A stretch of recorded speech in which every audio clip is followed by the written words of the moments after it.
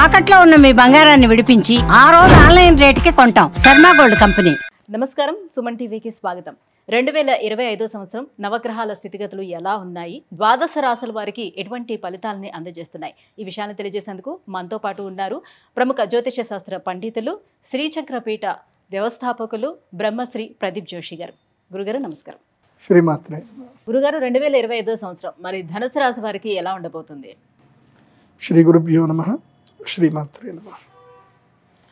ధనుసు రాశి వారికి ఏంటంటే మంచి సమయం, వీళ్ళకి ధనయోగ సమయం అయితే ఉంది. ధనయోగం అంటే మహాద్భుతమైన ధనయోగం ఉంది. ఈ సంవత్సరం ఎవరైనా మంచి ధనవంతులు ఎవరైనా అవుతారో, అన్నిట్లో నుంచి అంటే గతములో నుంచి మొత్తం బయటకు వచ్చి కొత్తగా జీవితం ఎవరైనా స్టార్ట్ చేస్తారు అంటే ధనుసు రాశి వారే. ముఖ్యంగా ఈ 30 to 35 ఏజ్ నుంచి 48 ఏజ్ వరకు ఎవరైతే ఉంటారో వీళ్ళకి ఇది సూపర్ టైం. ఇది ఎందుకోసమంటే గతంలో ఏలినాటి శని అయిపోయి, తృతీయ శని అయిపోయి 7.5 సంవత్సరాల వరకు, 7.5 అయిపోయింది, మళ్ళీ 2.5, మొత్తము 10 సంవత్సరాలు. 10 సంవత్సరాల పాటు ధనుసు రాశి వారికి ఏవైతే ఇబ్బందులన్నీ జరిగాయో అవి అన్నీ పోయి ఇప్పుడు వాళ్ళకి హ్యాపీనెస్ దొరుకుతుంది. సో ధనుసు రాశి వారు రిలాక్స్ అయ్యే టైం ఇది. సో అమ్మయ్యా అని అనుకునే టైం ఇది. అండ్ వీళ్ళ ఇన్వెస్ట్మెంట్స్ కానీ, వీళ్ళ యొక్క హార్డ్ వర్క్ కానీ, వాటన్నిటికీ ఇది ఫ్రూట్ఫుల్ టైం.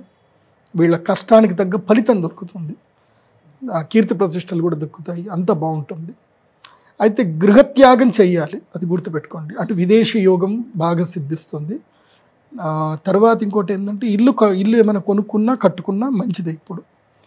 కాకపోతే ఏంటంటే ఒకటి, ఈ ఉమ్మడి కాపురంలో మాత్రం కొన్ని చిచ్చులు అవుతాయి. ధనుసు రాశిలో ఎవరైతే ఉమ్మడి కాపురంలో ఉంటారో వాళ్ళకి మాత్రం సపరేట్ కాపురం పెట్టాల్సిన పరిస్థితులు వస్తాయి. అది కూడా మంచిదే, పెద్దగా ఇబ్బంది ఏం కాదు. కొంచెం అమ్మ నాన్నకి దూరం అవ్వడము అట్లా జరుగుతుంది, అది కూడా పెద్దగా నష్టం ఏం లేదు. But it's okay. లైక్ స్థిరాస్తుల విషయంలో ఏమైనా చిక్కులు చికాకులు ఉంటాయి, వాటి అన్నిటి నుంచి వస్తాయి, అది మంచిదే. కాకపోతే వాటికి మంచి రిజల్టే వస్తుంది. కొంచెం బాధ అనిపిస్తుంది కానీ మంచి రిజల్టే వస్తుంది. దీనివల్ల పెద్ద నష్టం ఏం లేదు. వాహనాలు కొనుక్కుంటారు, స్థిరాస్తులు కొనుక్కుంటారు. కొంచెం ధనుసు రాశి వారికి మంచి సమయమే, మరి అంత అనర్థం కాదు. కాకపోతే స్టార్టప్స్ పెట్టండి, బిజినెస్ చేయండి. ధనుసు రాశి వారు చాలని శాలరీస్తో ఉంటే కనుక తప్పకుండా మీరు బిజినెస్ అయితే స్టార్ట్ చేయండి. మీకు దగ్గర డబ్బులు లేకపోయినా పానీపూరి అయినా స్టార్ట్ చేయండి. ఏదైనా సరే చిన్న బిజినెస్ అయినా పెట్టండి. పానీపూరి బిజినెస్ స్టార్ట్ చేయాలంటే 10,000 చేతిలో ఉంటే చాలు. హోటల్ ఇడ్లీ బిజినెస్ కూడా పెట్టవచ్చు, 50,000 చేతిలో ఉంటే ఇడ్లీ వ్యాపారం కూడా పెట్టవచ్చు. కానీ ఏదైనా సరే వ్యాపారం పెట్టండి. ఫుడ్ బిజినెస్ చేయండి, లేదంటే ఏదైనా ఒక బిజినెస్ చేయండి. మీకు సుమన్ టీవీ బిజినెస్లో బోల్డ్ ఐడియాస్ ఉంటే ఫాలో అవ్వండి. So do business. సో మరి అలా అయితే ఉద్యోగస్తుల పరిస్థితి ఏంటి, వాళ్ళకి ఎలా ఉంటుంది? అంతే, చిరాకులు ఉంటాయి. నేనేం చెప్తా అంటే అదృష్టం వచ్చినప్పుడు బిజినెస్ చేయాలి, టైం బాగలేనప్పుడు ఉద్యోగం చేయాలి. అందుకో మన టైం బాగలేదనుకో మన పని మనం నడిచిపోతూ ఉంటుంది, మన యజమాని మనల్ని కాపాడుతాడు అన్నట్టు ఉంటుంది. టైం మంచిగా ఉందనుకో నీ అదృష్టం అంతా నీ యజమాని ఎత్తుకొని పోతాడు. సో వీళ్ళు తెలివితేటలు అవన్నీ కూడా సంస్థకు ఉపయోగపడతాయి అన్నట్టు.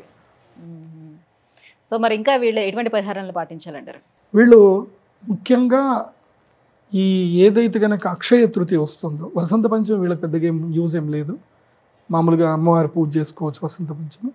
కానీ అక్షయ తృతీయ వీళ్ళకి చాలా కీలకం. ఎందుకోసం అంటే గురువు మారే సమయానికల్లా వీళ్ళు లక్ష్మీ యోగ సిద్ధికి కమలాత్మిక యాగం చేసుకుంటే వీళ్ళకి మేలు జరుగుతుంది.